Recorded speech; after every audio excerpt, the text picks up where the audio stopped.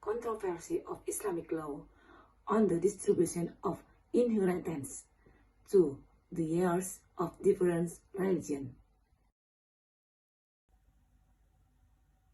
Introduction.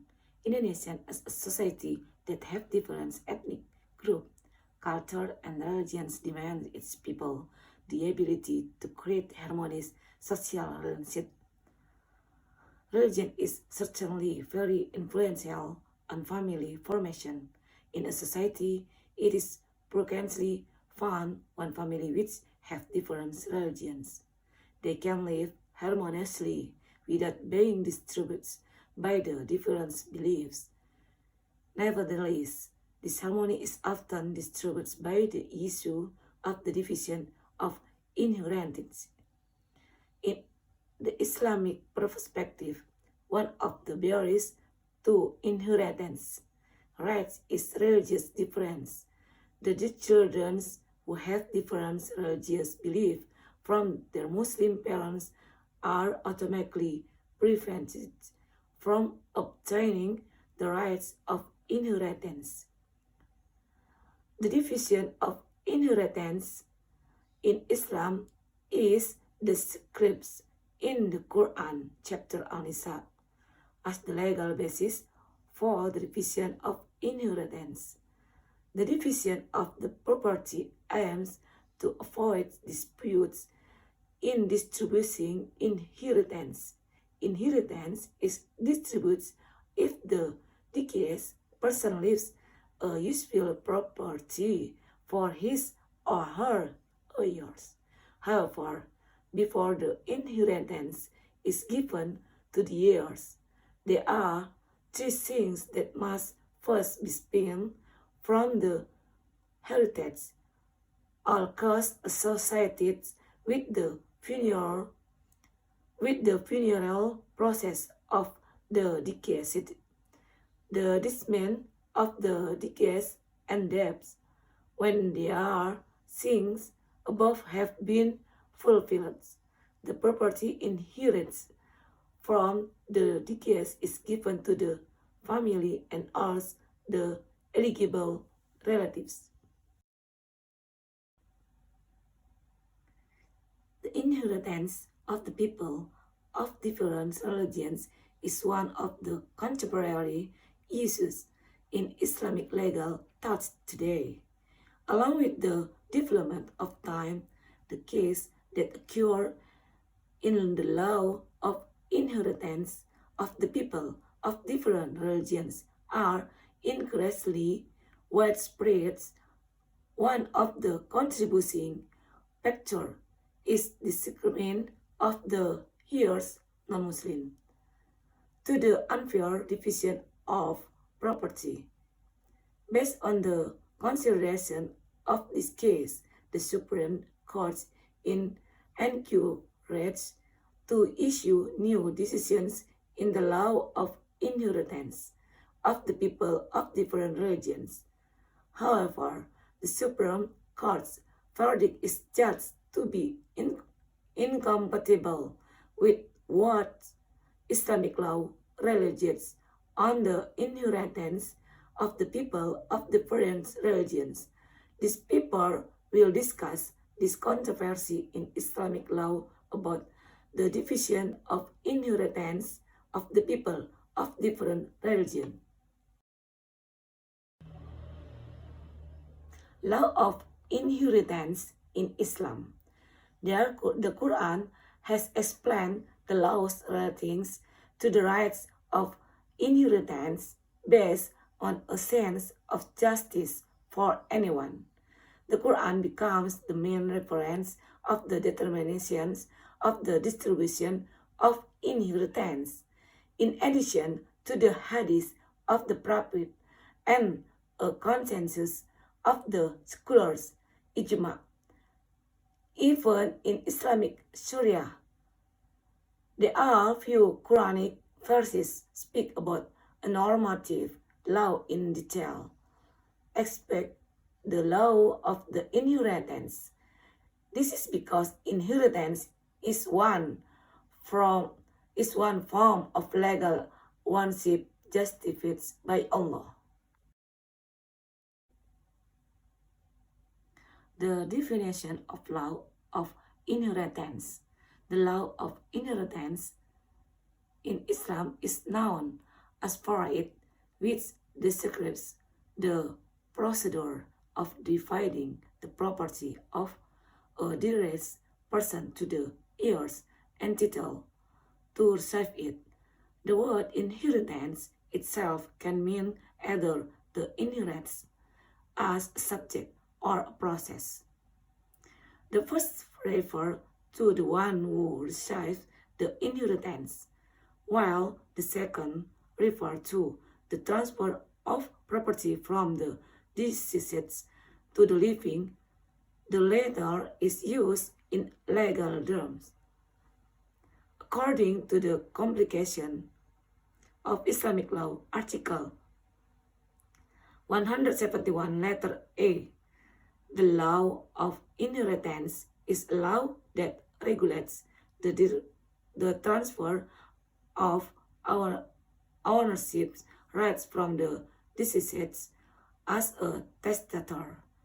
Determines who is entitled to be the heirs and the portion for its heirs. In a more general context, inheritance can be interpreted as the transfer of material rights from the deceased to the living heirs. Rights related to inheritance.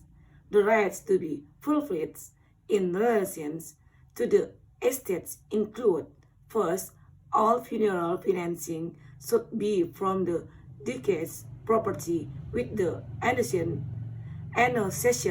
that it should not be excessive.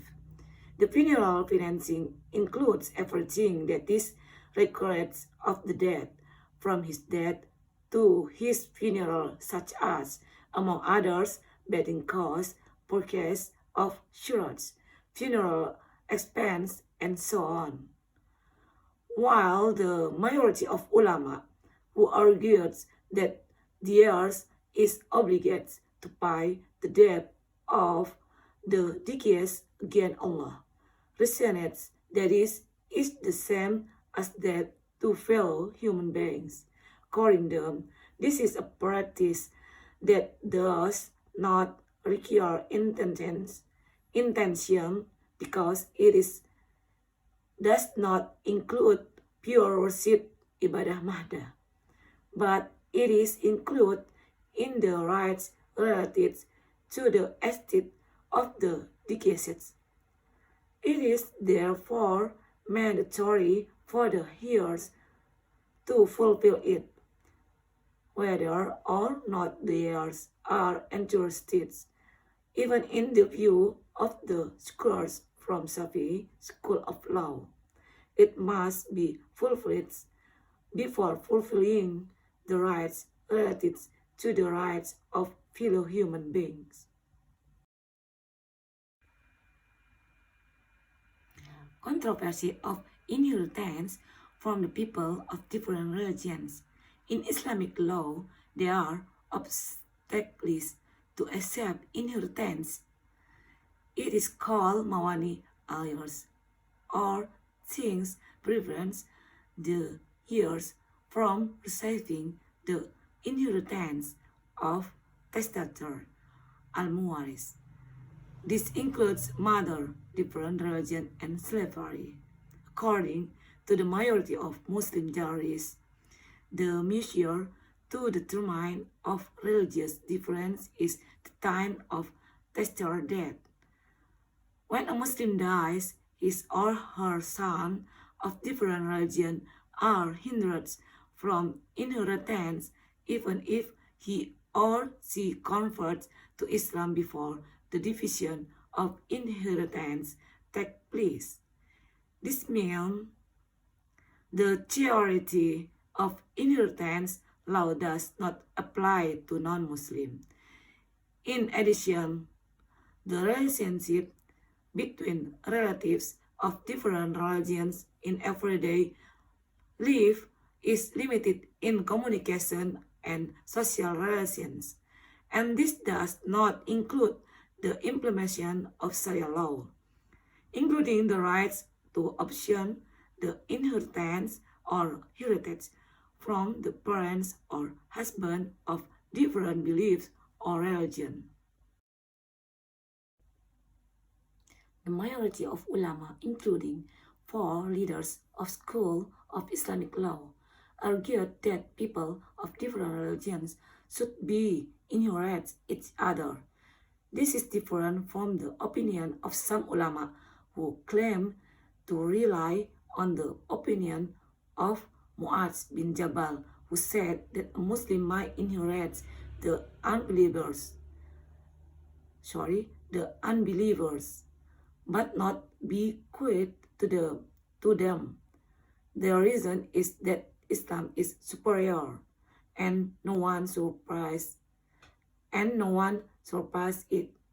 Ya'lu wa la yu'la alayh. Some scholars add one more thing that inhibits the rights of inheritance, that is apostasy. People who come out of Islam are declared apostates. In this case, scholars come to an agreement that apostates fall into the category of religious differences. Therefore, apostates cannot inherit Muslims.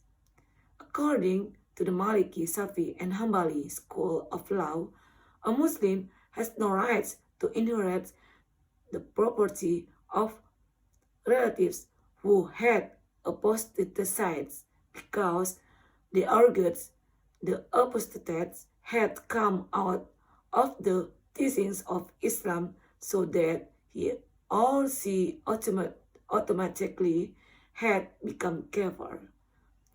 Therefore, as the Prophet said, between Muslim and non-believers cannot inherit each other's. Meanwhile, according to the Hanafi school of law, a Muslim might inherit the property of relatives who had apostatized.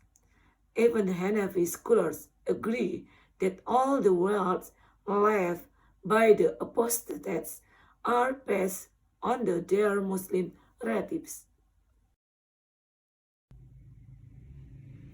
Rights of the heirs of different religions. In Article 2 of Law Number 3/2006 states that the religious court is one of the executor of judicial power for the Muslim seeking justice on certain cases. Certain cases under the jurisdictions of the religious courts are outlined in Article 49 of Law Number 3/2006, that the religious courts have the duty and authority to examine, decide, and resolve cases at the first level between Muslim people in the field of marriage, inheritance, will, grant, endowment, alms, charity, and Sharia economy. In the practice of the application of law within the religious courts, a non-Muslim heir might obtain a share of the estate from Muslim testator towards the mandatory testimony wasiat wajibah. From the cassation decision number 368 Key AG 1995, that July 16, 1998, in the verdict, a non-Muslim doctor get the share of inheritance from the parents wasiat wajibah as much as the female heirs. The verdict has become a jurisprudence which is followed by judges in the religious courts. In the context of the rights of non-Muslims to inheritance, the classical and contemporary Muslim scholar differs. Imamiyah scholars argue that a Muslim has the rights to inherit non-Muslims. If one the deceased children is a non-Muslim and then converts to Islam after the testator died, and the estate has been distributed to the owner, then according to the agreement of the scholar of the school of law, the person is not entitled to the inheritance. But the above context, the classical scholars disagree. If the non-Muslim child converts to Islam after the inherited person dies, but his property has not yet been distributed. The scholar from Imamiyah and Hanbali schools of law argued that the person is entitled to inheritance, while Abu Hanifa, Malik, and Shafi'i said that the person is not entitled to the inheritance. Imam Shafi'i also comments on the hadith of Usama bin Zaid with a question regarding apostates, which is closer to kufr or Islam. According to him, apostate is clearly kafir. Therefore, he or she is included in the category of hadith above. Ibn Hazm also argued that apostates and unbelievers are the same, and as a result, their inheritance are the same. All the words obtained after the apostasy automatically become the rights of Muslims and submitted to the Baitul Mal wherever he or she died in a state of apostasy, murdered, or joined in the enemy country. The opinion of Al-Qurtubi and Al-Qiyai al-Harisi is the same as the general opinion of the above scholars. According to them, the status of apostates and unbelievers in the matter of inheritance is that they are prevented from inheriting each other with their Muslim inheritors. They base their opinion on hadith of Usama bin Ibn Zayd ibn Kahab, which covers infidels in general, either because of apostasy or not.